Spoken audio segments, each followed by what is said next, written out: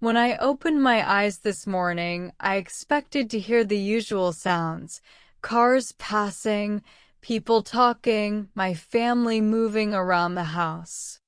But there was nothing. No voices. No footsteps. Just silence. Complete and terrifying silence. At first, I thought it was just a dream. But then, I stepped outside, and that's when I realized I wasn't dreaming. Everyone was gone. Asterisk, I woke up this morning expecting everything to be normal. The sunlight was coming through my curtains, warm and soft, just like any other day. For a moment, I just lay there, staring at the ceiling, listening for the usual morning sounds: my mom in the kitchen, the distant hum of traffic outside, the neighbor's dog barking. But there was nothing. Absolute silence. It felt strange, but I told myself maybe it was early. I reached for my phone to check the time: 9:03 a.m. That was odd. By this time, my house should have been full of life, and the street outside should have been busy. I sat up and called out, "Mom? Dad?" My voice sounded louder than usual, almost echoing in the stillness. No answer. I tried again, louder this time. Still nothing. A strange feeling crawled down my spine as I stepped out of my room. The house looked normal, but it felt wrong. Too quiet. The TV in the living room was off. My mom's favorite coffee mug was sitting on the counter, but there was no sign of her. My dad's shoes were by the door, exactly where he left them last night. Everything was in its place, except the people. I walked to my parents' bedroom and pushed the door open. The bed was empty, the blanket folded neatly like no one had slept there. My heart started to race. I picked up my phone again to call someone, anyone. But there were no notifications, no messages, not even a single bar of signal. That's when I realized something was very, very wrong. The world felt hollow, lifeless. And for the first time in my life, I felt completely alone. Asterisk. Asterisk, I walked back to my room, my heart pounding. Something about the silence felt unnatural. I tried to convince myself there was a logical explanation. Maybe my parents went out early. Maybe the neighbors were all asleep. But deep down, I knew something wasn't right. I opened my phone again and stared at the screen. No notifications. No texts. Not even spam emails. And that wasn't the strangest part. My phone showed no network signal, no Wi-Fi. Just an empty bar. That had never happened before. I tried calling my best friend, Emily. I pressed her name, and the call started, then froze. The screen stayed stuck on calling until the phone went black. I tried again, but it was the same. No connection. I started walking through the house slowly, checking every room. My brother's room? Empty. His laptop was still on the desk, the chair pushed back like he had just gotten up. My parents' bedroom? Empty, but their clothes were in the closet, their phones on the nightstand. They wouldn't leave without their phones. I began shouting now louder, desperate. "Mom? Dad? Where are you?" My voice echoed through the empty walls. Still no answer. My throat went dry. I stepped into the kitchen and noticed something strange. My mom's coffee pot was on the counter. There was fresh coffee inside, and it was still warm. I touched the glass and pulled my hand back in shock. Whatever happened, it happened just moments ago. I rushed to the front door and yanked it open.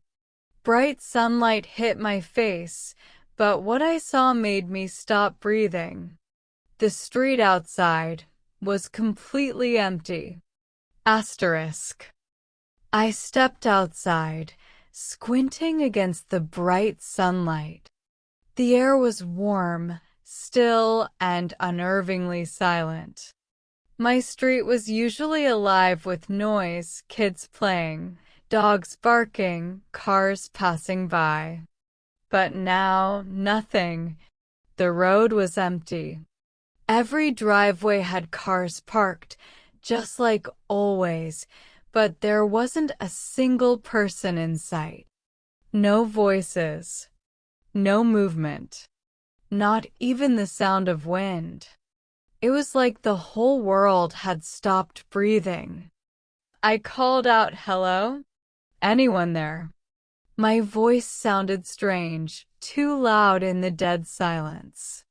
It echoed off the houses like I was in a ghost town. I walked down the sidewalk slowly, scanning every window, every yard. Curtains hung still behind the glass, but no faces peered out. The mailboxes were full. A garden hose lay stretched across a lawn, water dripping slowly, like someone had just dropped it and vanished. I started feeling dizzy. My legs felt heavy as I walked toward my neighbor's house. I knocked on the door harder and harder until my knuckles ached. No answer. I tried the handle. It opened easily. The living room was exactly like I remembered it. TV remote on the couch, half-finished coffee on the table. But the coffee was still steaming. My breath quickened. This wasn't just strange. This was impossible. I ran back outside, heart pounding, and pulled out my phone again. Still no signal. I opened my Maps app. The little blue dot showed me in the middle of the street, but the map around me was blank, like the world had been erased. That's when I heard it, a faint sound, far away. At first, I thought it was a voice.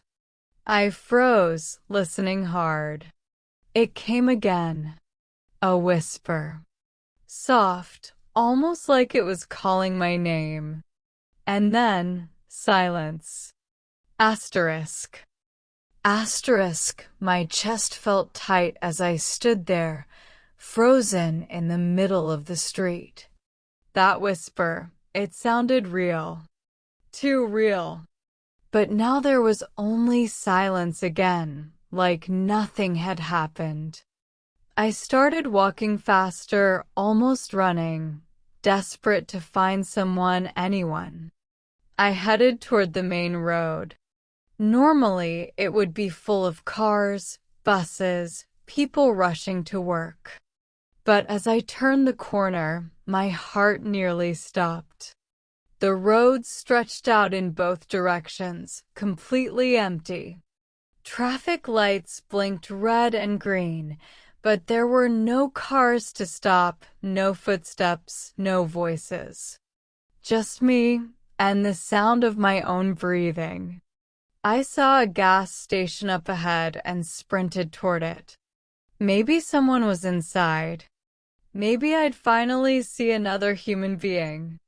I pushed the glass door open and stepped inside. The place was deserted. The shelves were full, the fridge was humming, the lights were on, but there was no one at the counter. No customers. No clerk.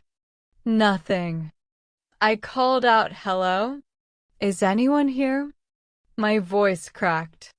The sound bounced off the walls and came back to me, hollow and empty.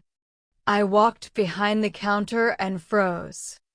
There was a cup of coffee on the table, still warm, steam rising slowly in the still air. I backed away, trembling, and my eyes landed on the security camera above me. The red light was blinking. Someone had to be watching. I waved at it like a maniac. Please, help me. The screen behind the counter flickered to life. My heart leapt with hope until I saw what was on it. It was me, standing in the gas station. But behind me, there was something else. Something dark. Something moving. Asterisk. Asterisk. My stomach dropped as I stared at the screen. It showed me standing inside the gas station, waving desperately. But behind me, near the doorway, something moved. I spun around so fast I nearly fell. The door was open. Sunlight spilled inside, and for a second, I thought I saw something, just a blur, slipping out of view. My breath came in short, sharp gasps. I ran to the door and stepped outside, looking everywhere. Nothing. The street was still empty, quiet, lifeless. I turned back toward the station and froze. On the glass door, written in something dark, maybe mud, maybe blood, were 3 words. You're next. My knees nearly gave out. I stumbled backward, tripping over my own feet, and then ran to the parking lot. My car was still there, keys in my pocket. I jumped inside, locked the doors, and slammed the start button. The engine roared to life. For the first time, I felt a little hope. I was going to drive away from this nightmare. I didn't care where, I just needed to leave. As I sped down the empty road, I kept glancing in the rearview mirror. My hands were shaking so badly I could barely hold the wheel. That's when I saw it. In the mirror, something was sitting in my back seat. At first, it was just a shadow, hunched over, its head tilted at an unnatural angle. I couldn't see its face, but I knew it was staring at me. I slammed the brakes and spun around, nothing. The back seat was empty, but when I looked at the rearview mirror again, it was still there. And this time, it was smiling. Asterisk. Asterisk. My hands were trembling so badly I could barely keep the car on the road. Every time I looked in the rearview mirror, that thing was there, sitting still, smiling. But when I turned around, the back seat was empty. I kept telling myself I was imagining it. Maybe stress was making me see things. But deep down, I knew this wasn't in my head. I pressed the gas pedal harder, flying down the empty highway, praying I'd find another human being. A gas station. A police car. Anything. But the road stretched on forever, empty and dead. Then I heard it. A laugh. Low, guttural, coming from inside the car. My heart nearly exploded. I turned around so fast I almost crashed. The back seat was empty again. But the laugh didn't stop. It got louder, echoing inside my head like it was crawling under my skin. Stop it! I screamed, slamming the brakes. The car screeched to a halt in the middle of the road. Silence. For a moment, I thought it was over. I gripped the steering wheel so tight my knuckles turned white. Then I saw movement. In the reflection of the rearview mirror, it was closer. Its face now clear gray skin, hollow eyes, a smile so wide it didn't look human. I froze, paralyzed by terror. And then, it spoke. Not with a mouth, but inside my head. A voice like broken glass. Drive. I couldn't breathe. Couldn't think. My body moved on its own, pressing the gas pedal, speeding down the endless road while that thing grinned in the mirror, whispering my name over and over like a promise I couldn't escape. Asterisk. The car flew down the endless road like a bullet. My foot was pressed so hard on the gas that I thought the pedal would break. I didn't care. I just wanted to escape. But the voice didn't stop. It kept whispering my name, stretching it out like a song. Every time it said it, I felt colder, emptier, like pieces of me were being pulled away. I tried not to look in the mirror. I told myself if I didn't look, it wouldn't be there. But my eyes betrayed me. It was closer. Sitting in the passenger seat now. I couldn't breathe. My throat locked up as its head slowly turned toward me. That smile, those hollow eyes, they were right there, inches from my face. I slammed the brakes. The car spun out of control and crashed into a ditch. My head hit the steering wheel, stars exploding in my vision. When I opened my eyes, it was dark. The engine was dead. The road was silent. I looked to the passenger seat. Empty. For a moment, I thought maybe, just maybe, it was gone. Then my phone buzzed. Hands shaking, I picked it up. A new message. From my mom. Relief washed over me until I read it. Don't look behind you. My blood froze. Slowly, I lifted my eyes to the rearview mirror. It wasn't behind me.